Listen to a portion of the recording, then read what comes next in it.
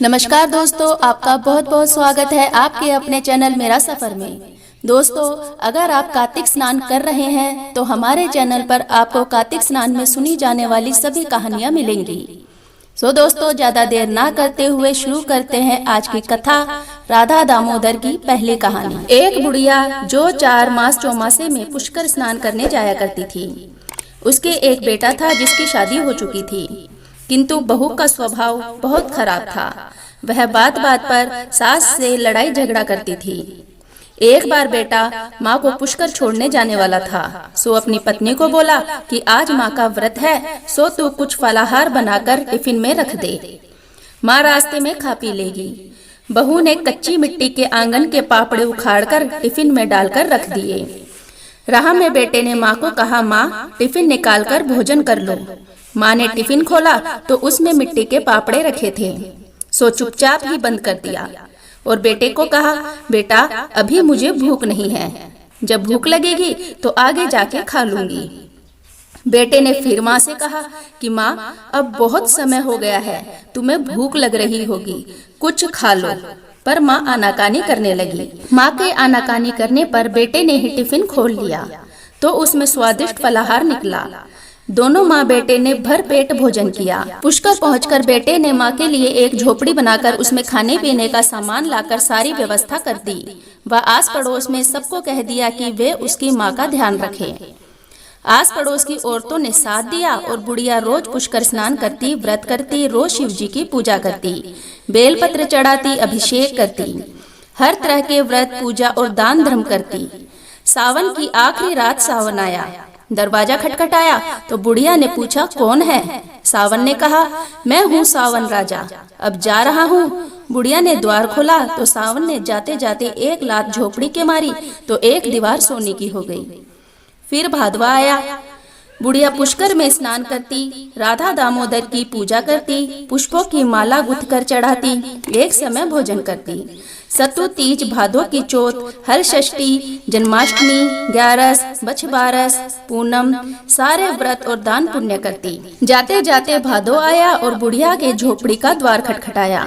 बुढ़िया ने द्वार खोला, उसने जाते जाते झोपड़ी के लात मारी तो दूसरी दीवार भी सोने की हो गई।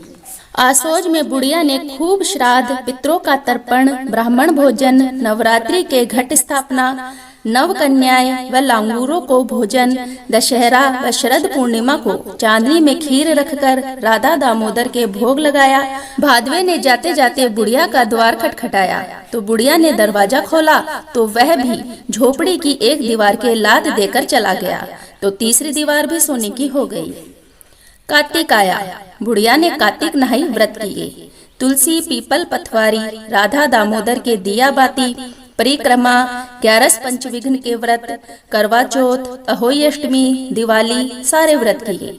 ब्राह्मण भोजन कराया, तुलसी का ब्याह करवाया। जाते जाते कार्तिक आया और बुढ़िया का दरवाजा खटखटाया तो बुढ़िया ने दरवाजा खोला और पूछा, कौन है? कार्तिक ने कहा, मैं हूँ कार्तिक। कार्तिक ने जाते हुए झोपड़ी के लात मारी तो वह कंचन महल हो गए, धन धान्य से भर गए। बेटा माँ को लेने आया तो कहीं झोपड़ी नजर नहीं आई। पूछने पर आस पड़ोस वाले ने सब बात बताई। बेटे ने माँ के पैर छुए, माँ ने बहुत बहुत आशीर्वाद दिया। चौमासे व कार्तिक स्नान का महत्व देखा। माँ को वह पूरे सामान को गाड़ियों में भर भर कर लाया। बहू ने देखा तो नाक मुंह चढ़ाया और पति से कहने लगी कि मेरी माँ के लिए भी पुष्कर में एक झोपड़ी बनाकर छोड़ कर आओ। बेटा क्या करता, अपनी सास को भी पुष्कर में झोपड़ी बनाकर खाने पीने के सामानों की व्यवस्था कर कर छोड़ आया। सावन आया, द्वार खटखटाया और कहा, मैं सावन राजा हूँ। द्वार खोलकर डोकरी ने कहा, क्या करूँ, आया है तो मेरी नींद खराब कर दी। वह ना व्रत करती, ना पुष्कर नहाती, ना दान पुण्य करती। दामाद सामान रख कर ही गया था, खाना बनाकर खा लेती और सो लेती। ना देव दर्शन करती, ना दिया बाती करती। जाते जाते सावन ने झोपड़ी के लात मारी तो एक कोना टूट गया तो कुत्ते अंदर आ गए और डोकरी को परेशान करने लगे।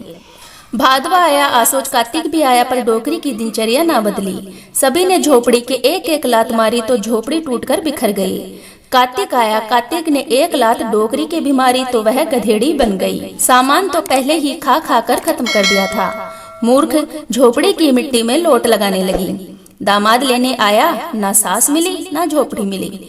अड़ोसियों पड़ोसियों से पूछा तो उन्होंने सारा वृतांत बताया कि तेरी माँ तो व्रत उपवास दान धर्म पुण्य संध्या आरती सब कुछ करती, सो राधा दामोदर ने कार्तिक स्नान के कारण टूट गए।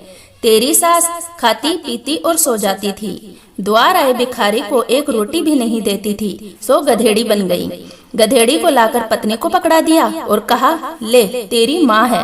और पत्नी को कहा कि मेरी माँ को भोजन की जगह मिट्टी के पापड़े खाने को दिए, जो मेरी माँ के प्रताप से वे भी फलाहार में बदल गए।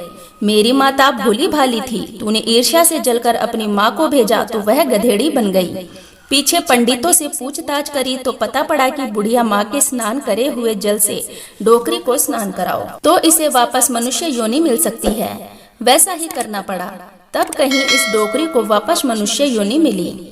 जैसे बुढ़िया को टूटे वैसे ही हे राधा दामोदर सबको टूटना, कहानी कहने वाले सुनने वाले हुकार देने वाले सब पर टूटना। डोकरी के साथ जो हुई वैसी गति किसी की भी ना हो, अधूरी हो तो पूरी करना, पूरी हो तो परवान चढ़ाना। जय राधा दामोदर।